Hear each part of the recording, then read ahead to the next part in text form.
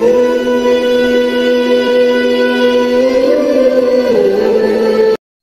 5 menit saja ke depan berpikir, merenungi apa yang saya sampaikan. Teman-teman sekalian, kita ini sebagai orang beriman tahu dunia ini akan dilaluin. Kita tidak akan berlama-lama di sini.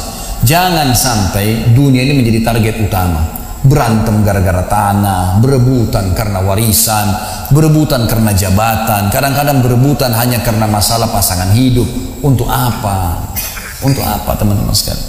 Dunia ini mungkin di mata antum kelihatan besar kalau dekat. Misal, saya tidak tahu bapak-bapak mengerti nggak. Kalau ibu-ibu biasanya langsung mengerti kalau masalah contoh-contoh perhiasan. Kalau ada orang punya berlian besarnya seperti bola pingpong, kaya nggak? Rupanya ada juga bapak-bapak yang paham. Itu kaya luar biasa. Kalau dia punya berlian seperti bola basket, kaya nggak? Coba taruh berlian yang seperti bola basket itu di tanah, terus antum naik pesawat ke atas.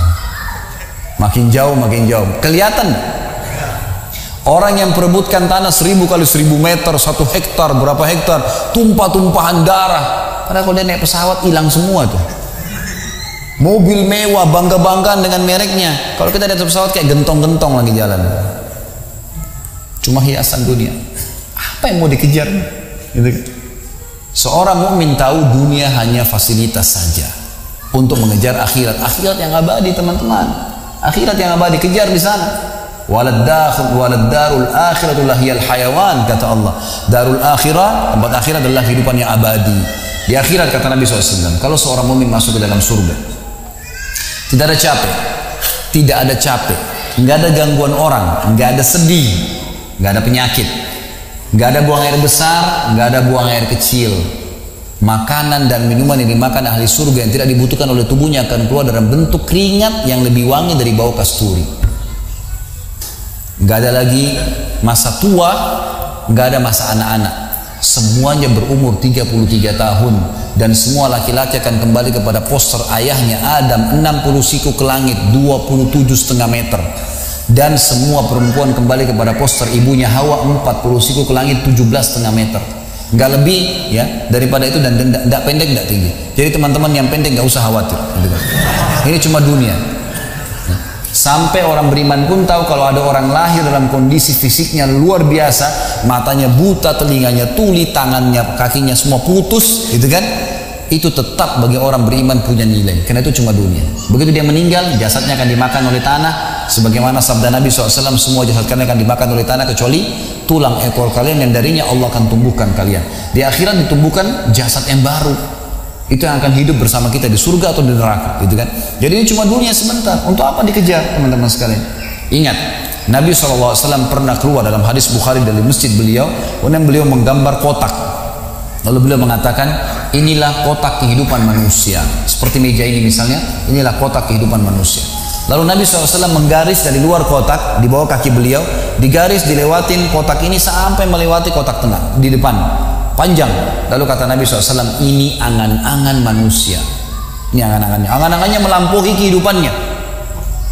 Lebih 500 tahun ke depan. Padahal umurnya cuma 60-70. Lalu Nabi SAW menarik dengan tongkatnya dengan keras dari sisi kanan garis kotak. Digaris dengan keras sampai terbongkar tanah itu, digaris dan memutus garis tengah itu. Lalu beliau mengatakan, dan ini kematian yang akan datang memutus angan-angannya.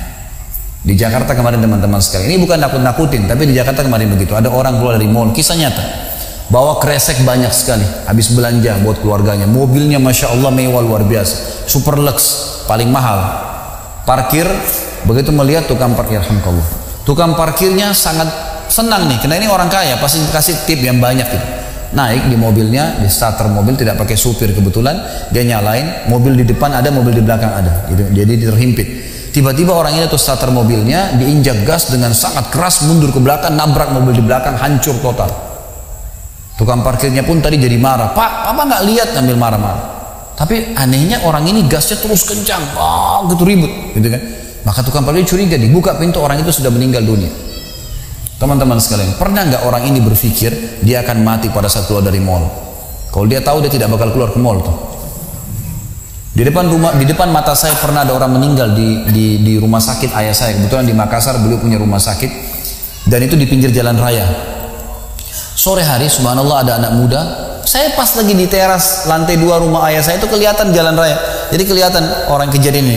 Ada anak muda lagi pakai motor, waktu itu motor baru dia jalan. Jadi jalurnya 2 jalur gitu kan. Rupanya motor ini motor itu dari arah sana. Kemudian di sini ada mobil pick up yang pelan jalannya gitu. Ada mobil truk pelan jalannya. Di belakang ini rupanya ada mobil truk pelan, di belakang ada mobil pick up. Mobil pick up ini mungkin kena terganggu. Dia bukan ngelewatin dari kiri, dia keluar ke jalur sebelah. Keluar, motor yang tadi lagi kencang, dia tidak sangka tabrak, meninggal di tempat.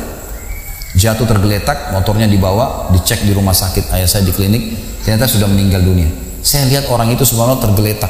Ada beberapa produk yang dia bawa di motornya. Lalu saya bertanya, saya muhasabah sendiri. Orang ini pernah berpikir nggak ya untuk keluar rumah nanti akan dia tabrakan, dia akan jatuh? Saya yakin tidak. Kalau dia berpikir dia tidak akan keluar dari rumahnya. Tapi begitulah ajal kalau datang teman-teman sekalian. Kalau datang